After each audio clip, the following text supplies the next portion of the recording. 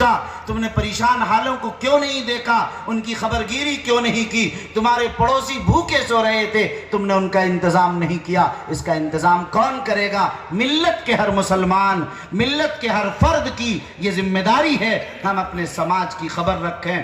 بند کوٹری میں رہنا اور خلوت کی زندگی گزارنا اور تہجد پڑھتے رہنا، رومال لگا کر سر جھکا کر دنیا سے شتر مرغ کی طرح غافل ہو جانا، یہ انسانیت کا کمال نہیں ہے۔ آپ جانتے ہیں کہ جب اللہ کا عذاب آتا ہے تو اس میں وہ لوگ بھی پس جاتے ہیں۔ اس لیے ہماری ذمہ داری یہ ہے ہم اپنے پورے پڑوس کا خیال رکھیں، اطراف کا خیال رکھیں، اپنی آبادی کی فکر کریں کہ وہاں سارا نظام ٹھیک ہے یا نہیں۔ اس کے لیے آپ کو وقت نکالنا ہوگا۔ آپ کے سماج میں کتنے لوگ آج بیماری کی وجہ سے مر جاتے ہیں، وہ علاج نہیں مل پاتا ان کو، لیکن ہم اور آپ ہیں، ہم نے اس کے لیے کوشش نہیں کی، کوئی انتظام نہیں کیا۔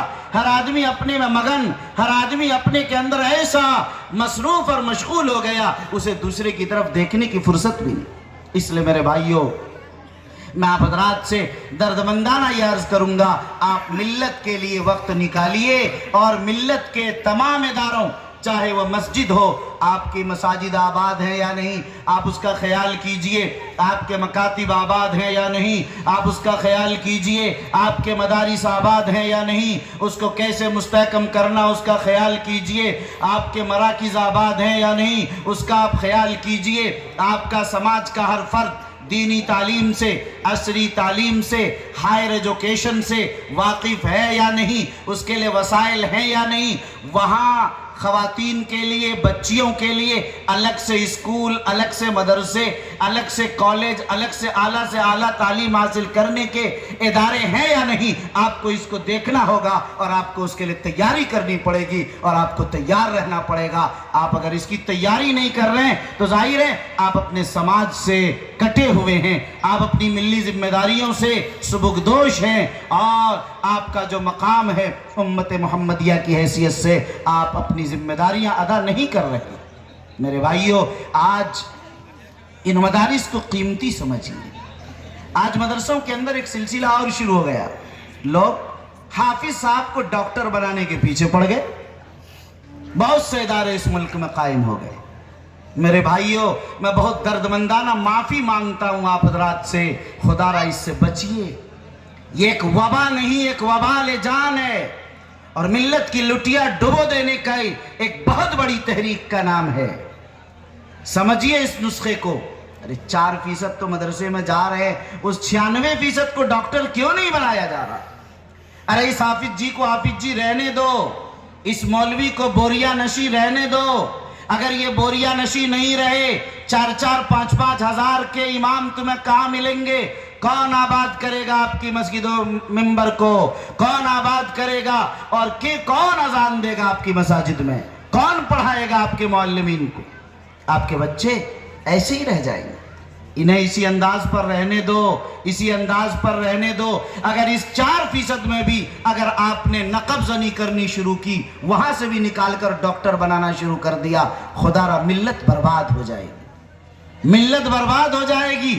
ہونا تو یہ چاہیے تھا 50% دینی تعلیم میں لگتے اور 50% عصری تعلیم میں لگتے، ابھی تو ہم 4% تک پہنچ سکے تھے۔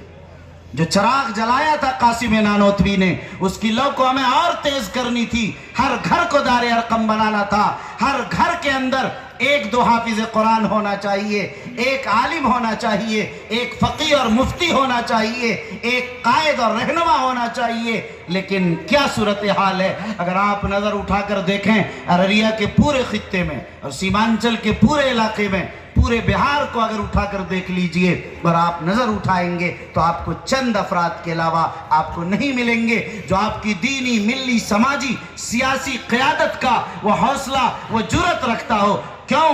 جب 4% آپ کے پاس ہے، کتنے افراد اس میں سے پیدا ہو جائیں گے؟ اس لیے میرے بھائیوں، اس کی تعداد بڑھائیے، اسے گھٹائیے مت۔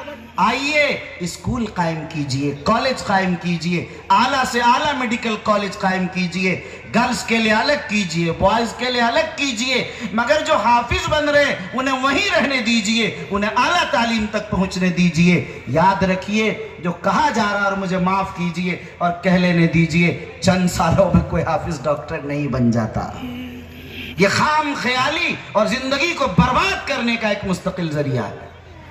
اس لیے میں آج آپ کے اسٹیج سے کہہ رہا ہوں، میری باتیں 1 2 نہیں 50 موبائل میں ریکارڈ ہو رہی ہیں، میری بات آپ 10 سال بعد سنیں گے، سمجھیں گے یہ جو کچھ ہوا ایک فریب تھا، ایک دھوکہ تھا، ایک خام خیالی تھی جس نے تجربات نے ثابت کر دیا یہ نظام غلط ہوگا۔ ہمارے اکابر نے بہار مدرسہ ایجوکیشن بورڈ کی مخالفت کی تھی شروع میں، ہم کو بھیک نہیں چاہیے، ہمیں حکومت سے یہ سب چیزیں نہیں چاہیے، تعلیم کو برباد کر دیا جائے گا۔ لوگوں نے مادیت کے دور میں تنخواہوں کی وجہ سے سوچا گورنمنٹ سے تنخواہ لیں گے، حرام خوری ہوتی رہے گی، اسی بنیاد پر ہر ایک تیار رہے۔ آج صورتحال دیکھیے کہ کیا صورتحال ہے اور کہاں سے کہاں پہنچایا جا رہا۔ 395 96 97 نوٹیفیکیشن آیا، ہم لوگوں نے کہا کہ پورے مدرسہ بورڈ کے بہار کے تمام پرنسپل اور ذمہ داران اس کے لئے تیار ہیں کہ ایک بار حکومت سے کہہ دے کہ یہ ہمارے اقلیتی حقوق میں ہماری ذمہ داری ہے، ہمارا حق ہے کہ ہم یہ ادارے چلائیں گے، دستور میں یہ لکھا ہوا ہے، اس کا انتظام، اس کی تدریس، اس کے سارے معاملہ، اس کے اساتذہ کا تقرر سب ہمارے ذمہ ہے۔ ظاہر ہے یہ کچھ کیوں کیا جا رہا ہے، ہم سب استعفیٰ دیتے، ہمیں ایسے ادارے نہیں چاہیے۔ کون تیار ہوتا ہے اس کے لیے؟ ظاہر ہے قربانی بھی پیش کرنی پڑتی ہے۔ تو میرے بھائیوں، مجھے یہ عرض کرنا تھا کہ ہم اور آپ آج ان اداروں کو غنیمت جانیں، اس کو قیمتی محسوس کریں۔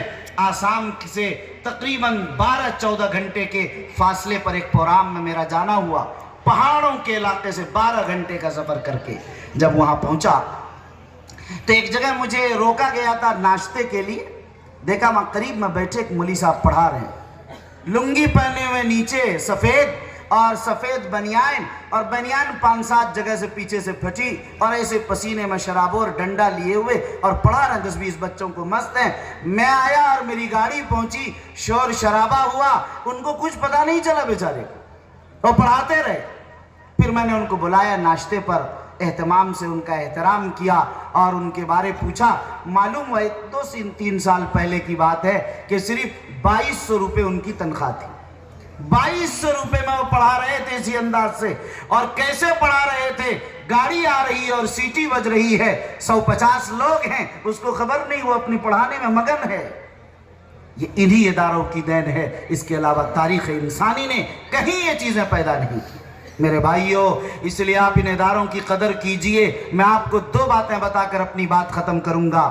ایک واقعہ میں بار بار سناتا ہوں، 15-17 سال ہو گئے، میں امرتسر گیا۔ امرتسر کے اندر لوگوں نے مجھ سے کہا کہ حضرت، یہ میری تقریر کے بعد میرے کمرے پر آئے اور کہا بڑے درد سے حضرت یہ ہماری مسجد کے امام صاحب ہیں، یہ نماز جنازہ پڑھانے کے 300 روپے لیتے ہیں اور نکاح پڑھانے کے 500 روپے لیتے ہیں۔ میں نے کہا، 15-17 سال پرانی بات، میں نے کہا کہ بھائی نکاح پڑھانے کے آپ 500 روپے لیتے ہیں، ٹھیک ہے کوئی مسئلہ نہیں، لیکن یہ نماز جنازہ پڑھانے کا بھی لیتے ہیں؟ انہوں نے کہا، خاموش رہے، 2 بار 3 بار پوچھا، کچھ نہیں بولے۔ وہ لوگ میرے پاس لائے تو اس لیے کہ نکاح پڑھانے کا لیتے ہیں امام صاحب، کوئی بات نہیں، جنازہ پڑھانے کا کم از کم نہ لیا کرے، اچھا نہیں لگتا ہم لوگوں کو۔ میں نے امام صاحب سے پوچھا، امام صاحب خاموش رہے۔ میں نے امام صاحب کو مخاطب کر کے کہا کہ امام صاحب یاد رکھیے، نکاح پڑھانے کا 500 لیتے ہیں اور جنازہ پڑھانے کا صرف 300 روپے، کام نہیں چلے گا۔ 60 سال 70 سال گناہوں معصیتوں پاپوں میں ڈوبا ہوا انسان جا رہا ہے اور اللہ کے دربار میں کھڑے ہو کر مناجات رب کر رہے ہیں اور مغفرت کی درخواست لیے کھڑے ہیں دربار الہی میں، اور صرف 300 روپے میں یہ کام ہوگا 70 سال کا؟ آج سے کم آپ کو 1000 روپیہ لینا ہے۔ لوگ دیکھنے لگے، گئے تھے نماز بخشوانے، روزہ گلے لگ گیا، یہ تو 300 سے 1000 کر دیا مولانا نے دیوبند سے آ کر۔ میں نے کہا امرتسر کے مسلمانوں، ان کے باپ اور دادا نے اس لیے نہیں پڑھایا تھا کہ جب تمہارا باپ دادا مر جائے تو تمہارے باپ داداؤں کی نماز جنازہ پڑھائیں۔ ان کے باپ دادا نے تو اس لیے پڑھایا تھا جب میں مر جاؤں تو میرا بیٹا میرا پوتا میری نماز جنازہ پڑھ کر مجھے دفن کر سکے۔ لوگ رونے لگے زارو قطار۔ میں نے کہا کہ لوگوں رونے کی ضرورت نہیں ہے، بات سمجھو، اگر تم مخلص ہو اپنی اولاد کو اس قابل کیوں نہیں بناتے کہ جب تم مرو تو تمہارا بیٹا تمہارا پوتا تمہاری نماز جنازہ پڑھ کر تمہیں دفن کر سکے؟ میرے بھائیوں، ظاہر ہے کہ میں نے کہا آپ ادارہ قائم کیجئے، کل ان مگرمچھ کے آنسوؤں سے نہیں ہوگا۔ آپ کو ایک بات اور سنا دوں، ابھی جلیانوالہ ایکسپریس باضابطہ ٹرین کھل گئی، اب تو بہت مشہور ہو گیا۔ جلیانوالہ باغ مشہور ہے، 50,000 انسانوں کو خاک و خون میں تڑپا دیا تھا انگریزوں نے۔ اب صرف جس ڈاکٹر سیف الدین کچلو کے لیے 50,000 انسانوں کو گولیوں کا نشانہ بنایا گیا تھا، تقسیم ہند کے بعد وہ پاکستان چلے گئے۔ ان کے بیٹے جوہانسبرگ یونیورسٹی میں پڑھ رہے تھے، 2 بیٹے۔ باپ کے انتقال کی خبر ملی تو ان لوگوں نے پیسے بھیجے اور باپ کی میت کو مسلمانوں کے محلے میں پہنچایا اور یہ کہا کہ یہ پیسے ہیں، میرے ڈیڈی کی ڈیتھ ہو گئی ہے، مسلمان آخری رسومات جس طرح پوری کرتے ہیں ان کے ہمارے ابو کے ساتھ بھی کر دیا جائے۔ اور اسی پر انہوں نے اختتام کیا۔ میرے بھائیوں، اس بیٹے کو پتہ نہیں تھا کہ باپ کا کیا حق ہے، کیا مقام ہے۔ آج جوہانسبرگ یونیورسٹی کے ایگزام کو نہیں چھوڑ سکا اور اپنے باپ کے نماز جنازہ میں شرکت نہیں کر سکا۔ آپ اندازہ کریں، بات دور کی چھوڑ دیجئے، ایک بات کہہ کے آپ کی 2 منٹ اور میں لوں گا کہ یہاں ارریہ میں آپ سے قریب اتفاق سے ایک علاقہ 7-8 مہینہ پہلے یہ تارا باڑی کے قریب ایک گاؤں ہے، بہت سے لوگ سنے ہوں گے، رحمت پور ایک گاؤں اور ہے، میں اس کا نام بھول رہا ہوں ابھی۔ 2 درخواست ہمارے شریعہ میں میرے پاس آئی، دفتر میں آئی کہ حضرت یہاں 28 گھر ہیں، 32 گھر ہیں، 2 الگ الگ، اور یہاں کوئی نماز جنازہ پڑھانے والا، نکاح پڑھانے والا بھی نہیں ہے، نماز پڑھانے والا تو درکنار۔ یہ درخواست جب میرے پاس آئی میں نے اس کو روک لیا اور میں نے کہا ارریہ میں ایسے گاؤں اب بھی موجود جہاں نماز جنازہ پڑھانے والا کوئی نہیں؟ میں نے روک لیا، میں نے کہا اس کا معائنہ میں خود کروں گا۔ جب میں آیا کچھ دنوں کے بعد تو میں خود اس مقام پر پہنچا، گاڑی تو میری نہیں جا سکی، پیدل 1.5-2 کلومیٹر پہنچا، کوئی سڑک نہیں جاتی ہے۔ تو جب میں وہاں پہنچا تو دیکھا کہ واقعتاً وہاں ندی کے کنارے ہر طرف 15 کلومیٹر تقریباً 10 کلومیٹر چاروں طرف غیر مسلم آبادی ہیں، برہمن آباد ہے، مختلف لوگ ہیں۔ مسلمان صرف 28 گھر ہیں اور ایک محلے میں 32 گھر ہیں جو الگ ہے۔ دونوں آبادی کی یہی صورتحال ہے، وہاں کوئی نماز پڑھانے والا بھی ایک انسان بھی نہیں ہے۔ جنازہ بھی ہو جاتا ہے تو لوگ دور دراز سے 10 کلومیٹر دور کوئی مسلم آبادی ہے جہاں کوئی عالم وہاں سے بلاتے ہیں۔ میں حیرت زدہ رہ گیا، ابھی 8 مہینے پہلے کی بات میں عرض کر رہا ہوں۔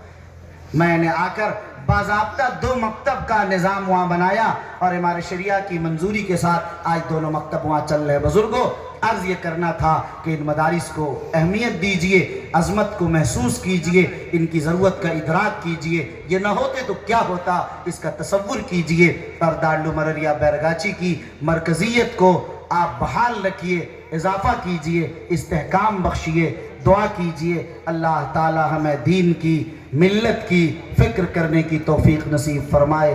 آمین۔ وآخر دعوانا ان الحمدللہ رب العالمین۔